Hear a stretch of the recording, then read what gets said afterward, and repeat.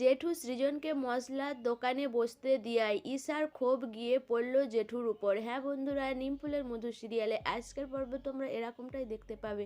পুরো গল্পটা জানতে হলে প্লিজ লাইক দিয়ে সঙ্গে থেকো। সকাল হতেই জেঠু সৃজনকে দোকানে নিয়ে যাওয়ার জন্য ডাকাডাকি শুরু করে দেয়। এরপরে জেঠুর সাথে সৃজন দোকানে যায়।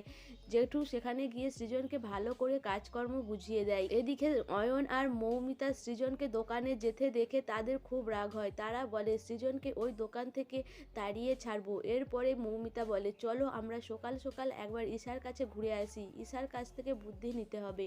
এরপরে মৌমিতা আর অয়ন ঈশার কাছে চলে যায়। সেখানে গিয়ে ঈশার সাথে বুদ্ধি এঁটে আসে। যখন সৃজনকে দোকানে কাজকর্ম জেঠু সব বুঝাচ্ছে সেই সময় অয়ন চলে আসে। অয়ন আসতেই জেঠু বলে এই সবে আসার সময় হলো, কোথা ছিলে এতক্ষণ?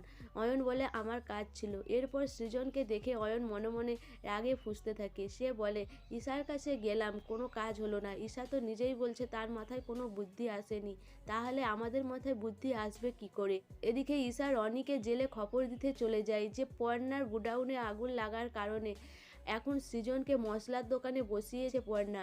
এবার আমাদের মিশন হলো মশলার দোকান। রনি তখন হাসতে থাকে। রনি বলে হ্যাঁ, আমি ওই পর্ণাকে শেষ করেই ছাড়বো।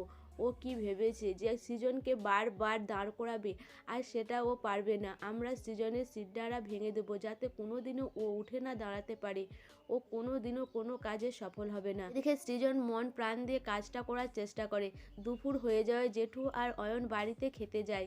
সৃজনকে বলে দোকানটা সামলাতে। সৃজন ভাবে যে জেঠু আর দাদা ছিল এতক্ষণ সামলে নিচ্ছিলাম, কিন্তু এখন আমি কি করে সামলাবো?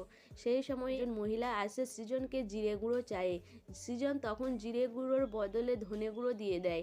তখন মহিলাটা বলে এইভাবে যদি ভুলভাল মশলা দাও দোকান তো দুদিনেই বন্ধ হয়ে যাবে, আর জেঠু তোমাকে মার দিবে। তখনই সৃজন বলে আপনি কি বললেন? তখনই পর্ণা তার ঘোমটাটা খুলে, যেটা দেখে সৃজন অবাক হয়ে যায়। পর্ণা তো হাসতে থাকে সৃজনের এই রকম দেখে। সো বন্ধুরা, সৃজন যে এই মশলার দোকানে বসেছে তার জন্যই কি ঈশা আবার এই মশলার দোকানের বড় কোনো ক্ষতি করতে চলেছে? আর পর্ণা কি পারবে সেটা ঠেকাতে? তোমাদের কি মনে হয় অবশ্যই আমাকে কমেন্ট করে জানাবে। আর আমার ভিডিওটা ভালো লাগলে প্লিজ সাবস্ক্রাইব করে দিও, আর লাইক কমেন্ট শেয়ার করো।